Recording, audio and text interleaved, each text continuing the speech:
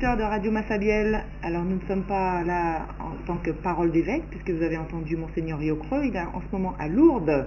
Par contre, nous sommes avec le vicaire général, le Père Serge Chéril. Bonjour Père. Bonjour Laetitia, et bonjour à tous ceux qui nous écoutent. Alors une émission un peu spéciale, bon, c'est vrai que chaque fois c'est des émissions spéciales, mais là parce qu'il y a des nominations qui sont données pour notre diocèse, donc des changements de prêtres dans les paroisses. Donc vous allez pouvoir nous annoncer ça officiellement sur la radio. Et puis après, on parlera un peu des vacances, même si Dieu n'est pas en vacances, même si les prêtres aussi continuent à assumer la charge, les paroisses fonctionnent. Donc voilà, vous allez pouvoir nous dire tout cela. Alors je vous laisse la parole donc pour peut-être commencer par ce qu'on appelle des nominations. C'est un mot d'ailleurs un peu barbare, nomination, ça fait très solennel. Donc qu'est-ce que c'est exactement? Et puis nous dire après quelles sont ces nominations. Le diocèse a un projet pastoral et dans le diocèse il y a l'évêque d'abord, puisqu'on est église autour de l'évêque, et il a des collaborateurs que sont les prêtres. Et l'évêque, avec son conseil, chaque année, on regarde un petit peu le travail qui s'accomplit sur le diocèse et procède à ce qu'on appelle des nominations, c'est-à-dire qu'il délègue. Il délègue parce que l'évêque ne peut pas être partout. Il délègue des prêtres pour pouvoir prendre en charge une communauté qu'on appelle une paroisse. Et quelquefois, il y aura 1, 2 ou 3 prêtres dans la mesure où le diocèse a suffisamment de prêtres pour pouvoir mener en communion avec lui le travail pastoral qui consiste à enseigner, c'est-à-dire à annoncer la bonne nouvelle de Jésus-Christ, à célébrer, rassembler le peuple pour célébrer à partir de la parole de Dieu et pour vivre la charité, puisque l'Église est au service des hommes et elle doit porter une attention toute particulière aux plus pauvres.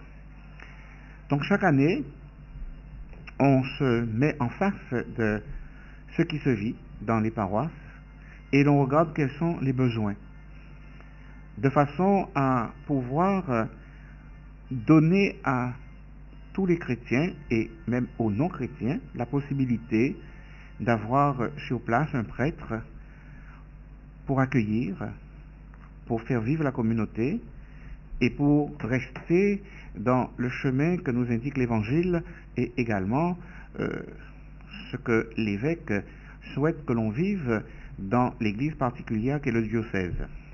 Donc ces nominations on tient compte de la personnalité du prêtre, des besoins des paroissiens, enfin voilà, c'est quand même, c'est pas fait au hasard, c'est pas fait, il y a quand même une certaine concertation, si je puis dire. Non, ce n'est pas fait au hasard parce que je ne vous cache pas, depuis le mois de mars, nous réfléchissons au conseil épiscopal sur d'éventuels déplacements ou des arrivées. Oui, sachant qu'il y en a qui partent à la retraite ou... Voilà, donc il faut tenir compte de tout cela. Il y a des prêtres qui arrivent à l'âge de la retraite et c'est trop lourd pour certaines. Voilà, d'autres prêtres sont fatigués, donc demandent non pas à sortir du ministère, parce que le prêtre il reste dans le ministère jusqu'à sa mort, mais pour ne pas avoir cette charge qui est très lourde finalement, la charge de curé, parce qu'il faut quand même gérer des personnes, il faut rester dans le sens de l'évangile, et il y a aussi un côté administratif, et nous sommes tenus de regarder de près qu'il n'y ait pas de dérapage, de débordement. Oui, parce que pour le commun des mortels, on pense qu'être prêtre, c'est juste faire des célébrations. Alors que c'est loin d'être ça, ce n'est qu'une petite partie de votre temps. C'est sûr que le prêtre est ordonné pour célébrer l'Eucharistie, puisque c'est l'Eucharistie qui rassemble les hommes, et pour célébrer aussi les sacrements, et particulièrement le sacrement du pardon. Mais le prêtre est avant tout celui qui évangélise, celui qui, avec la parole de Dieu, permet au peuple de découvrir qui est Dieu dans la vie du peuple, dans la vie de chacun, Et à partir de toute cette découverte de Dieu, on peut le célébrer. Et c'est lui, effectivement, qui a pour mission de rassembler les hommes et de leur permettre de louer le Seigneur, mais aussi de rencontrer d'autres personnes, de faire bloc, de faire communauté, de faire église. Mais il a aussi cette fonction de répandre le Christ aussi dans sa douceur, sa bonté envers les pauvres, les malades notamment, et puis aussi les enterrements, les mariages, voilà. Donc il est avec la population. Ah mais tout à fait. On pourrait dire que le prêtre, et c'est pour ça qu'on l'appelle père, pas dans le sens biblique comme certains disent qu'on ne peut pas appeler un homme père parce qu'il n'y a que Dieu qu'on peut appeler père, effectivement. Mais on l'appelle père dans ce sens qu'il est celui qui rassemble, celui qui met sur le bon chemin, celui qui réprimande quelquefois aussi quand il voit que les choses ne vont pas dans le sens de l'évangile. Il est du devoir du prêtre de dire à la communauté, mais attention, là on n'est plus tout à fait dans le sens que nous demande et l'évangile et l'église. Et aussi le père qui accompagne de la naissance. Et le père qui accompagne de la naissance jusqu'à la mort, avec jusqu'au passage dans la vie nouvelle. Et tous les éléments importants, le mariage, le baptême. Voilà. Oui. Très bien. Alors donc cette année, nous avons. Il y a plusieurs nominations. Il y a plusieurs nominations et ce n'est qu'une partie. Ah d'accord, donc ce n'est pas fini. Donc la prochaine tournée, on va dire, ce serait quand? Eh bien, normalement à la mi-juillet, nous avons un nouveau conseil épiscopal. Et pour aborder les nominations qui ne sont pas encore faites. Mais je tiens à dire que les nominations se font toujours en concertation. Oui, c'est ça. Les prêtres n'apprennent pas ça en même temps que nous. Ils sont, non. Bien au courant. On voit les prêtres et nous disent aussi ce qu'ils pensent de cette nomination. On leur fait comprendre pourquoi on l'a fait. Et en général, le prêtre, quel qu'il soit, comprend qu'il n'est pas fait pour rester éternellement dans le même lieu, même si c'est humainement c'est déchirant. Et bon, je l'ai vécu personnellement, mais il tient quand même à savoir pourquoi, et puis on peut discuter, on peut argumenter. Et à un moment donné, quand on explique aux prêtres, mais voilà pour telle et telle raison, je vois cette année, personnellement, les prêtres que j'ai rencontrés, ils m'ont dit qu'ils auraient préféré ou continuer, ou que ça se passe d'une autre manière, mais en fin de discussion, il me disait, et j'ai particulièrement en tête un des prêtres, qui me disait, moi je suis au service de l'église, bon, il y a du travail à faire, j'irai là où on m'envoie, parce que je veux travailler. Oui, la dernière fois, d'ailleurs, on en discutait un peu avec Monseigneur Riocreux pour son jubilé, et il y avait cette notion d'obéissance qui intervenait. Je lui disais, mais Monseigneur, est-ce qu'un prêtre peut vraiment dire non? Parce qu'on avait évoqué des nominations, et il disait que, en fait, oui, mais non, puisque justement, le prêtre donne sa vie, donc il voue obéissance, et en général, c'est très très rare s'il dit non, c'est qu'il y a vraiment une bonne raison, quoi. Exactement. Voilà. Le prêtre de toute façon, dans le clergé, on ne fait pas de caprice. Ah oui, bah oui. On ne fait pas de caprice. Pour devenir prêtre, c'est assez difficile. Et on sait très bien, lorsque nous sommes ordonnés prêtres, on sait pertinemment que nous sommes au service. Et nous sommes à la disposition quand même de l'évêque aussi. Mais dans le dialogue, l'évêque ne nous dira pas, vous allez là, vous allez là, vous allez là. Bon, il ne le fera pas. Oui, parce que un évêque n'est pas un dictateur. C'est un père pour vous aussi. Voilà, c'est un père pour nous, et il doit prendre le temps d'écouter et de revenir sur une proposition qui est faite. On est d'ailleurs revenu sur plusieurs propositions qui avaient été faites en fonction de ce que les uns et les autres nous disaient avant d'arriver à la liste finale. C'est d'ailleurs pour cela que là vous allez vous revoir autour du 15 juillet, mais ça sera définitif fin août ou septembre pour les autres. Voilà, au moment pour l'annonce. De toute façon, les nominations partent du 1er septembre. Chaque année. Oui, bien sûr. Donc, ce qui veut dire que d'ici la fin juillet, normalement, on devrait pouvoir dire aux prêtres qui ne sont pas encore nommés, voilà, mais pour vous c'est tel endroit, et c'est telle fonction. Mais on ne déplace pas tous les prêtres du diocèse. Non, cette année, la liste a l'air assez longue parce que effectivement, il y a 2 prêtres qui sont arrivés à l'âge de la retraite, c'est-à-dire 75 ans, et qui ont demandé à se retirer, non pas pour, comme on dit, prendre une bonne retraite tranquille, Non, mais ils ont demandé à se retirer. Il s'agit du père, je peux nommer, Oui, de toute tout à façon. fait, oui. Il s'agit du père Berca Pélage, qui est de Saint-Louis de Marie-Galante, qui a demandé à pouvoir retourner dans son île, mais en restant au service. Mhm. Et c'est exactement le même argument qu'a tenu le père Robert Blanchard, qui est de Saint-Barthélemy, qui a dit depuis enfant il a quitté son île, et que là maintenant il aimerait se retirer chez lui avec ce qui lui reste de famille, pour pouvoir donner encore de sa vie sacerdotale, mais là où il a grandi, où il est né. Oui, c'est la preuve que les prêtres sont vraiment au service, puisqu'ils quittent leur île pour les retrouver seulement à la retraite, souvent, quoi. Voilà. Alors, ça y est, chers auditeurs, donc vous allez pouvoir entendre enfin ces nominations. Donc le père Cyril, qui est le vicaire général, va nous les annoncer officiellement. Oui, alors donc, le père Alfred Lavital, qui est jusqu'à ce jour curé de Pointe-Noire, devient, à partir du 1er septembre, curé de la paroisse du Sacré-Cœur de Pointe-à-Pitre.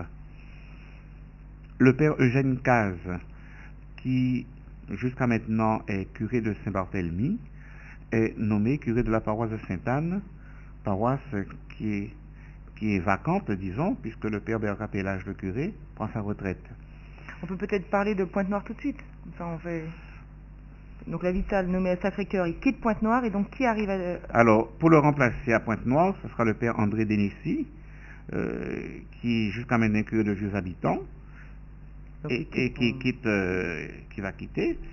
Pour remplacer le père Dénessy, ce sera le père Gérard Foucan, qui jusqu'à maintenant est vicaire au Sacré-Cœur, et qui devient curé des Vieux Habitants. Ah, donc notre jeune père Foucan, ça fait 3 ans qu'il a ordonné, je crois. 3-4 ans, oui. 3-4 ans, voilà, donc il devient curé, donc responsable de paroisse. D'ailleurs, on reviendra tout à l'heure sur les termes de curé, vicaire, etc. Alors, le père Serge Plocoste, qui était curé du Sacré-Cœur, va prendre en charge la paroisse de Port-Louis, et il sera administrateur de la paroisse d'Anse-Bertrand. Alors, justement, je profite pour expliquer que un prêtre ne peut pas être curé de plusieurs paroisses. Il est curé d'une paroisse, mais il peut être administrateur ou modérateur même. Vous voulez dire administrativement, parce que voilà, dans les fonctions... C'est-à-dire qu'il a quand même une responsabilité. Oui.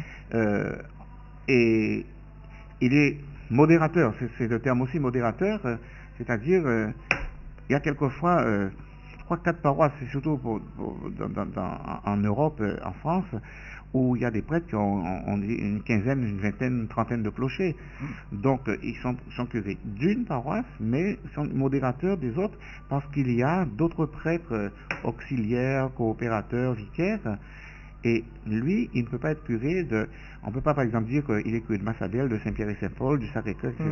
Non, il peut être curé d'une paroisse, et il est quand même responsable des autres, mais pas comme curé. Donc pour les paroissiens... Ce sont des termes canoniques, voilà, des termes canoniques, mais je pense qu'il ne faut pas qu'on s'arrête simplement à des termes, il faut regarder la réalité. Non, c'est juste pour comprendre une bonne fois. Donc le père Plocos, donc qui est curé de Port-Louis, et administrateur de la paroisse d'Anse-Bertrand, en fait. Mais pour les paroissiens de Port-Louis et d'Anse-Bertrand, ça sera la même chose pour eux. Mais bien sûr. Mais cela veut dire aussi que, avec le père Plocos, il y aura un autre prêtre qui lui, va être avec lui sur les 2 paroisses. D'accord, qui sera pas modérateur, mais qui sera... Non, il sera vicaire. D'accord. Oui. Alors, j'ai parlé tout à l'heure de Saint-Barthélemy. Pour Saint-Barthélemy, c'est un nouveau prêtre qui va arriver.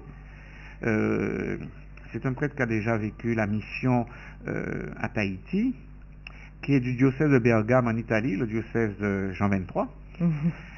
que nous avons rencontré quand nous avons fait notre pèlerinage à Rome, et qui est venu pendant l'année en Guadeloupe, passer une quinzaine de jours à peu près. Il parle français, bien sûr. Il parle le français, bien sûr, et c'est lui qui deviendra curé de la paroisse de Saint-Barthélemy. Donc il remplace le père Casse, qui lui remplace... Alors j'aime pas beaucoup le mot remplacer, on ne remplace pas quelqu'un, disons qu'on est nommé pour continuer une mission.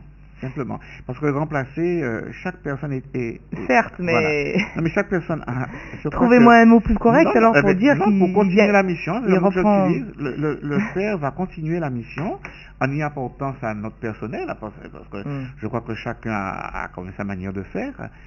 Non, je dis ça parce que dans la tête des gens, un père pas, on va le remplacer. Ce n'est pas dans ce sens qu'il faut prendre les choses. Il faut toujours regarder la mission en elle-même. Et quand un prêtre vient dans une paroisse, S'il vient pour remplacer, ça veut dire que celui qui était là, bon, on l'a laissé partir à contre-cœur. Celui qui arrive, on l'accueille plus ou moins bien. Oui, vous voulez dire qu'il y a de l'affectif en jeu, Voilà, alors c'est pas du tout de cet ordre-là. L'affectif peut être en jeu. Oui. Mais il faut aussi que les chrétiens comprennent que c'est une mission que nous vivons et que toute la communauté vit la mission. Donc si on nous demande de prier par exemple pour les prêtres, bon, on va prier pour celui qui part parce que lui aussi humainement ça lui fait mal de partir, parce que quand on a commencé à construire quelque chose, qu'on voit que des choses démarrent, qui ont été difficiles et qu'on nous dit bon voilà, la mission vous demande d'aller ailleurs, bon humainement ça nous fait quelque chose. Mais quand on se met en face de la parole de Dieu, quand on se met face à l'Esprit Saint dans notre prière, nous restons disponibles. Parle Seigneur, ton serviteur écoute, me voici Seigneur pour faire ta volonté. Et je pense que c'est ce qu'il nous faut regarder de près, aussi bien le peuple de Dieu que nous consacrés, pour qu'il y ait toujours une continuité dans le travail.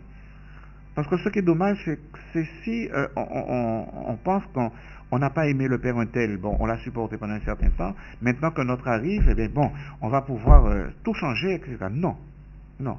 Je crois que nous autres prêtres, nous avons dans notre tête qu'il nous faut respecter ce qui a été fait avant nous, et qu'on ne vient pas derrière pour tout détruire en disant bon, celui qui était là avant était nul et bon, avec moi ça va marcher mieux. Non, ce n'est pas l'esprit dans lequel nous travaillons. Oui, il ne semble pas que ce soit ça, effectivement. Au contraire, il y a même beaucoup d'observations lors des premiers mois des nouveaux voilà, curés, beaucoup de prêtres observent et regardent. Bon, il y a peut-être des choses qui ne plaisent pas, mais on n'est pas là pour dire, et on n'est surtout pas là pour dire celui qui était là avant n'a pas su travailler. Je pense que aucun prêtre n'a cet esprit. Ou aucun prêtre ne peut avoir cet esprit, parce que nous sommes tous en mission, nous sommes tous envoyés pour pouvoir accomplir l'œuvre de Dieu au milieu du peuple de baptisés. Oui, puis j'imagine aussi que c'est de l'humain vers de l'humain. Il y a des personnes, et deux personnes différentes vont beaucoup apprécier le style de l'un, et puis l'autre personne, du coup, va moins apprécier ce style, aurait préféré le style d'un autre prêtre. Donc voilà, il faut de la diversité, en fait. Mais c'est sûr que bon, sur le plan humain, on a de la sympathie ou pas pour quelqu'un. Bon, aller expliquer pourquoi, bon, ça peut quelquefois être un mot, ça peut être un sourire, ça peut être une façon de faire, mais il faut savoir que en chaque prêtre, il y a le désir profond d'être au service et d'aider un peuple à grandir. Et c'est pour cela que nous autres prêtres, nous avons à connaître la vie du peuple, nous avons à voir quels sont les véritables besoins des hommes et leur annoncer l'évangile dans ce qui fait leur vie. Oui, mais justement, c'est un peu mon interrogation et de plusieurs, que quand on voit un prêtre qui est déplacé au bout de 3 ans, ou même 6 ans, on se dit, mais c'est bizarre, parce que il nous connaissait bien, maintenant on pouvait vraiment travailler, maintenant il faut tout recommencer à zéro, et s'habituer à quelqu'un qui ne nous connaît pas, et voilà. Non, on ne recommence pas à zéro. On ne recommence pas à zéro, puisque nous faisons partie d'un presbytérium qui se retrouve, qui partage, qui dit ses joies, ses peines, un presbytérium où les uns et les autres nous apportons ce qui se vit dans nos paroisses. Donc il ne faut pas avoir cet esprit, un autre prêtre arrive, donc il faut tout recommencer. Non, c'est pour ça que je disais tout à l'heure, on ne vient pas remplacer, on vient pour continuer la mission. Alors je ne parle pas dans le style, je parle dans la connaissance de l'autre. D'accord. Vous avez besoin de connaître vos paroissiens pour savoir... D'accord, voilà. Ça sera question de quelques mois. Mais les chrétiens, je dirais qu'un prêtre peut entrer assez rapidement dans la façon de vivre des personnes d'une communauté s'il est accueilli. Et là, la communauté a un rôle extraordinaire à jouer. Ah oui, tout à fait. Et le prêtre qui s'en va, ce qu'il a semé, eh bien, doit pouvoir donner du fruit.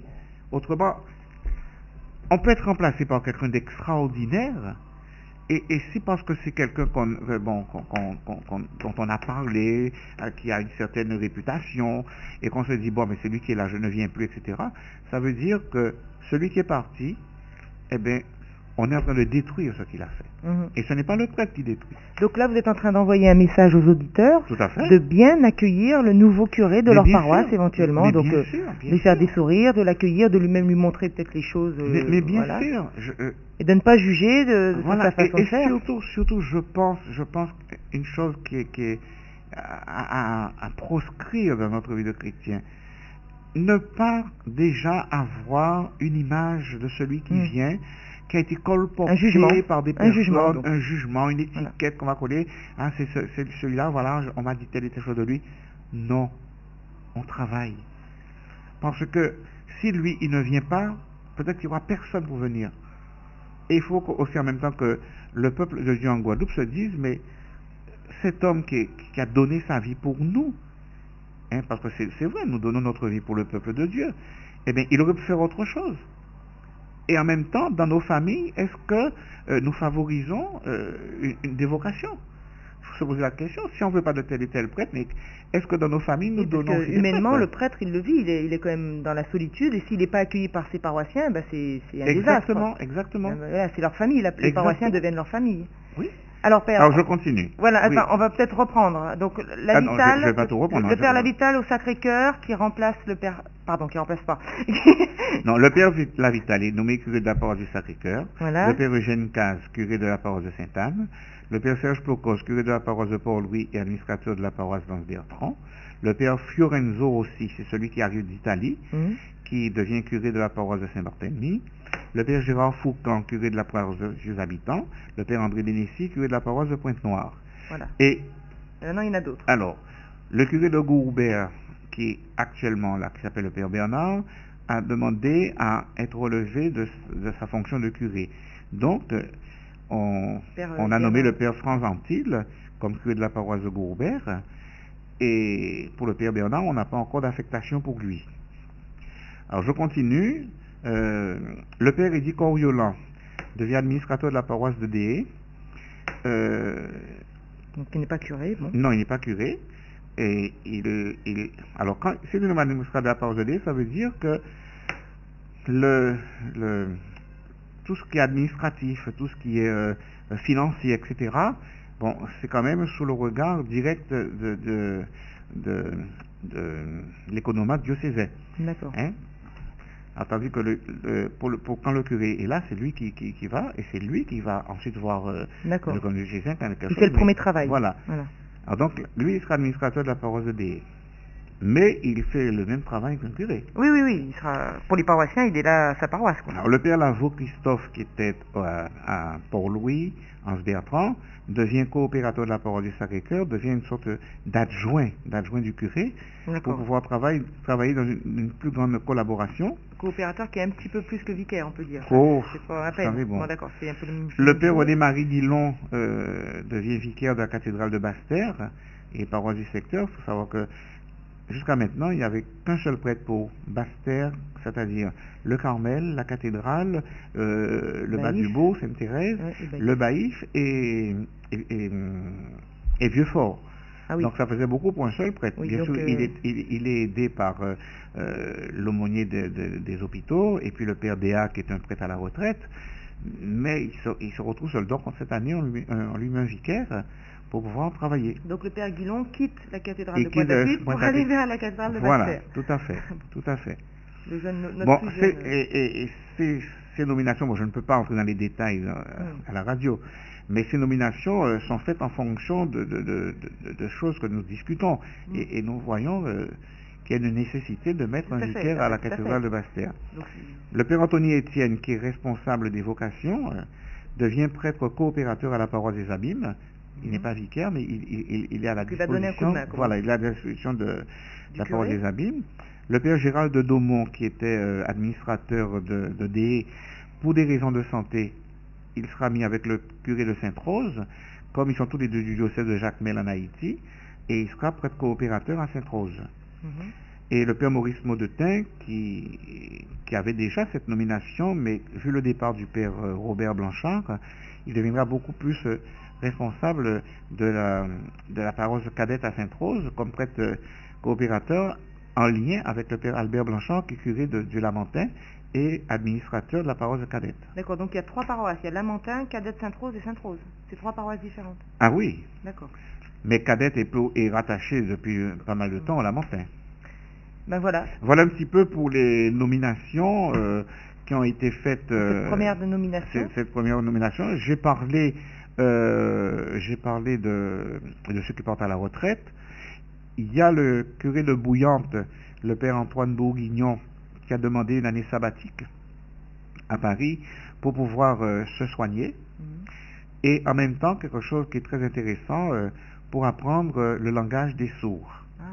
Donc, son année sabbatique, ce ne sera pas une année où il va simplement faire du farniente, mais où il va d'abord se soigner et puis apprendre le langage des signes, parce qu'il y a pas mal de sourds muets ici en Guadeloupe. Et puis le père Blain, le père Blain que nous connaissons, le père Blain s'est retiré à l'EHPAD du Sacré-Cœur à Basse-Terre, au-dessus de l'évêché, et a accepté d'être une sorte d'aumônier de cette EHPAD, ce qui fait qu'il retrouve une communauté, et je l'ai rencontré hier, il est épanoui et heureux d'être là. Très bien, merci. Alors d'autres nominations vont être publiées ultérieurement quand nous aurons travaillé la question. Alors évidemment, il y a aussi on disait que les paroisses fonctionnent durant les vacances. Il y a toujours un fonctionnement, il y a toujours les messes, même si il y a peut-être les horaires sont allégés, comment dire, pour le week-end. Mais donc il y a quand même des prêtres qui partent en vacances en juillet ou en août, hein, c'est soit l'un soit l'autre souvent. Et donc des visiteurs qui viennent les remplacer, qui eux-mêmes sont en vacances en fait d'autres contrées. Voilà. La période des vacances est une période creuse sans lettres, puisque c'est pendant les vacances que nous avons le plus de baptêmes, le plus de mariages. Cela demande des préparations, des rencontres. Il y a les messes quand même de semaine à assurer, même si parfois c'est réduit. Il y a les messes du samedi et du dimanche. Et donc, il y a des prêtres qui viennent en vacances en Guadeloupe, mais en acceptant de remplacer les prêtres qui vont se reposer, qui vont se refaire une santé physique et spirituelle. Et c'est ainsi que nous avons plusieurs prêtres qui seront là en juillet et août et qui vont apporter leur façon de faire pour rassembler les chrétiens, pour permettre aux communautés de poursuivre leur vie pendant les vacances, parce que Dieu n'est pas en vacances. Et il est important justement que les uns et les autres puissent trouver un lieu où l'on célèbre l'Eucharistie, où l'on prie, où on peut se recueillir, et qu'ils sachent aussi qu'il y a un prêtre qui est là, qui peut accueillir éventuellement pour discuter. Alors Père Cyril, vous ne serez pas en vacances durant juillet-août. Non. Alors, mais est-ce que vous pouvez nous donner peut-être des pistes pour comment ne pas mettre Dieu en vacances? Nous qui allons changer de rythme, la plupart d'entre nous. C'est sûr que prendre des vacances, c'est changer d'activité, normalement. Et un chrétien est un être humain comme tout le monde. Un chrétien doit quand même savoir que s'il prend des vacances, c'est pour se détendre, pour se reposer, pour retrouver de la famille, aller rencontrer des amis qu'on n'a pas rencontrés depuis longtemps, faire connaissance. Bon, tout cela c'est formidable. Mais un chrétien qui vit sa foi en vérité ne met pas Dieu en vacances. Alors on ne va pas se contenter simplement de faire une prière le matin ou le soir, mais la messe dominicale, ou celle du samedi soir, mais la messe dominicale est importante. De toute façon, normalement, elle est même obligatoire. Il n'y a pas à parler de... Je n'aime pas le mot obligatoire parce que ça fait contrainte. Oui, certes.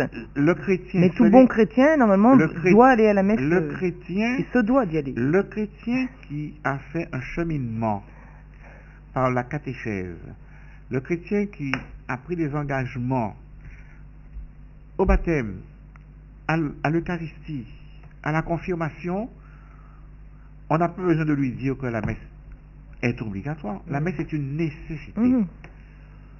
C'est comme si je pars en vacances et que je me dis, du 1er juillet à la rentrée de septembre, je ne mange plus. Oui, nourriture du corps, nourriture de l'âme. Nous avons besoin de la nourriture spirituelle. Alors, en dehors de la messe, est-ce qu'on peut faire des choses particulières qui soient... Oui, et je connais des chrétiens qui... Alors, donnez-nous des pistes. Il y a des chrétiens qui s'organisent. Bon, il y a des chrétiens qui, dans l'emploi du temps, vont consacrer 3 jours, 4 jours, une semaine pour faire ce qu'on appelle une retraite. Ils vont aller dans un lieu où, avec d'autres, ils vont prendre le temps de prier, le temps de méditer la parole de Dieu, le temps de célébrer, et quelquefois même le temps d'organiser quelque chose pour le quartier où ils vont se retrouver en retraite. Je pense particulièrement à des jeunes qui font des camps de vacances, des camps chrétiens, et qui vont organiser pour les gens du lieu où ils sont, ou des soirées bibliques, ou des veillées de prière, ou même des rencontres pour permettre aux gens de s'exprimer sur leur foi, sur leur travail, sur leur famille, etc. Donc il y a cette possibilité d'un ressourcement dans un lieu de retraite, ou dans un lieu où même en famille, on prend la décision, eh bien, cette semaine, plus particulièrement, nous allons prendre le temps de revoir un petit peu notre vécu chrétien. Alors je peux peut-être donner un petit témoignage. C'est vrai qu'il y a des retraites qui sont faites notamment en famille à Paray-le-Monial. On peut en parler puisqu'il y a toujours les pèlerins qui vont finir leur pèlerinage par là, de pèlerinage diocésain, et où la communauté effectivement accueille la famille, où les enfants sont pris en charge et font leur propre retraite, et les parents aussi, avec des conférences, des célébrations, etc. Donc c'est un lieu de ressourcement vraiment bien. Puis il y en a d'autres aussi qui font des retraites de silence, ou qui ont besoin de commencer l'année, peut-être pas comme ils l'ont fini, et ils ont besoin d'être sûrs des choix qu'ils font, et de simplement de repartir reboostés, quoi. Donc aussi le silence est un bon moyen. Vous qui aimez la nature, des fois... Mais je suis tout à fait d'accord, et c'est pour ça que je disais que même si on ne voyage pas, même si on ne se déplace pas, on peut dans une famille chrétienne, on peut se dire, eh bien, cette telle semaine des vacances, nous allons plus particulièrement vivre un temps, disons, plus spirituel. On peut très bien, le matin on se lève, un peu plus tard que d'habitude évidemment, mais on peut très bien s'organiser pour le matin avoir une bonne demi-heure de prière autour de l'évangile. L'après-midi, on peut très bien se retrouver aux alentours de 18h, de l'heure des vêpres, etc., pour pouvoir prier ensemble. Et puis, on termine cette semaine, par exemple, qui avait été prévue, par une Eucharistie à laquelle on participe ensemble en famille. Je pense que le chrétien qui prend conscience de sa foi chrétienne, qui prend conscience de son appartenance au Christ, qui prend la juste mesure de la richesse de l'évangile dans sa vie, ne peut pas passer 2 mois de vacances s'il ne s'arrête pas un peu, ne serait-ce que pour faire le point sur l'année qui vient de se terminer et de voir comment on peut rendre l'année qui suit meilleure. On le fait déjà pendant le carême, mais le carême, c'est un temps, disons, qui tombe... oui, en pleine agitation, voilà. En plein travail. Oui, en plein travail, tandis que là, c'est le temps de la détente, mais on peut y arriver. Moi, j'apprécie beaucoup les chrétiens qui partent dans des lieux de pèlerinage, les chrétiens qui vont dans des monastères, les chrétiens qui vont dans des lieux de retraite, des chrétiens qui vont aussi dans des endroits où des familles se retrouvent pour pouvoir partager des choses en famille. Il y a des quantités de choses qu'on peut faire. Il peut aussi y avoir des choses peut-être plus légères, justement ce temps où on s'arrête, où on est à la plage, à la rivière, à la montagne, devant un coucher de soleil, où on dit, mon Dieu, qu'est-ce que c'est beau ta création. Exactement. Tout simplement, peut-être qu'on oublie de le faire justement dans ce temps agité, et là prendre le temps simplement d'apprécier la nature divine en fait. Exactement. C'est une louange. Je vois par exemple les scouts, Louveteaux et autres, ils font des camps pendant les grandes vacances. Et il y a ce côté d'apprécier la nature, de pouvoir... Moi, je garde le souvenir quand j'étais chez les scouts et quand j'étais à Louveteaux, nos soirées sous les étoiles, quand on priait, on nous avait donné le goût de la nature. Et c'est formidable de pouvoir faire silence quelque part. On est en pleine nature et puis on lève les yeux vers le ciel, on voit toutes ces étoiles. Et d'ailleurs, il y avait un chant qui s'intitulait As-tu jamais compté les étoiles? Mais on nous donnait cette envie de reconnaître la présence de Dieu à travers ces beautés de la création.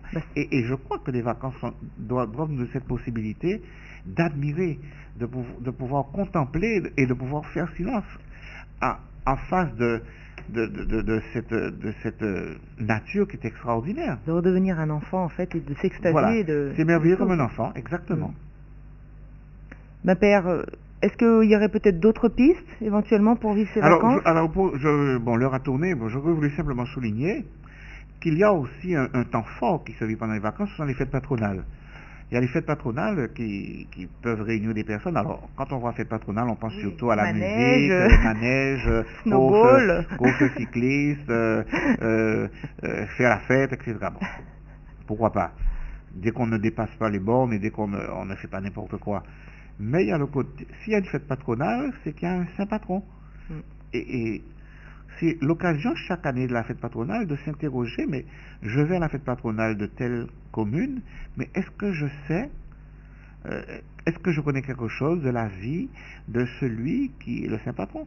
Et pendant les grandes vacances, bon, je risque d'en oublier, je m'en excuse auprès de ceux que je risque d'oublier. Il y a la fête de Sainte-Anne, Sainte-Anne et Joachim, le 26 juillet. Bon, c'est la fête... je crois que c'est la fête de 3 paroisses, de Goyave, de Sainte-Anne et de Cap-Esther-Marie-Galante. Ensuite, il y a la fête de Saint-Dominique, qui est la fête du Baïf.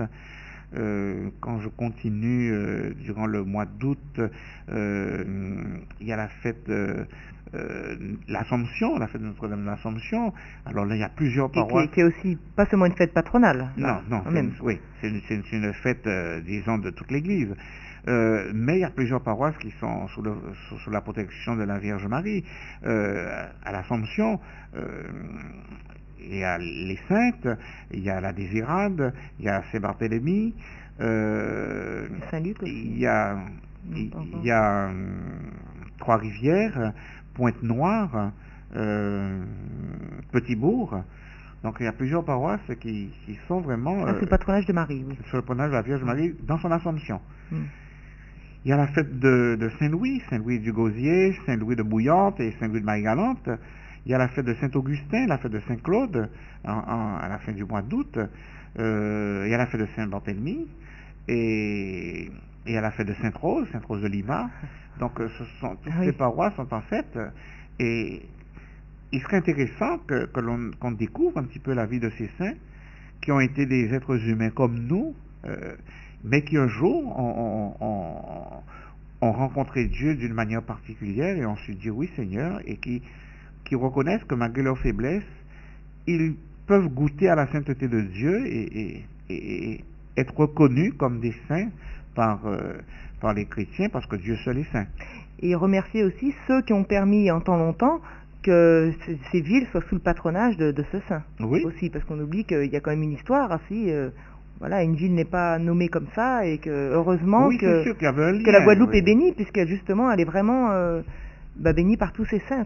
Oui, mais les fêtes patronales existent aussi en France, dans beaucoup de pays. C'est-à-dire que les communes commençaient d'abord par la paroisse. Oui, mais nos racines chrétiennes sont indéniables. C'était autour de l'église que le village se construisait.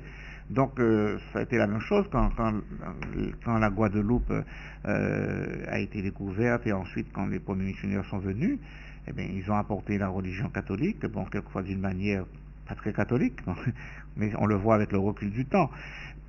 Mais il y avait cette préoccupation de pouvoir vivre une plus grande communion avec le Seigneur. Bon, ça s'est fait d'une manière brutale quelquefois, même trop brutale, mais au fur et à mesure on découvre que aujourd'hui la proposition qui fait de la foi chrétienne ne se fait pas par des armes, Dieu soit loué, mais se fait quand même en appelant la conscience de chacun.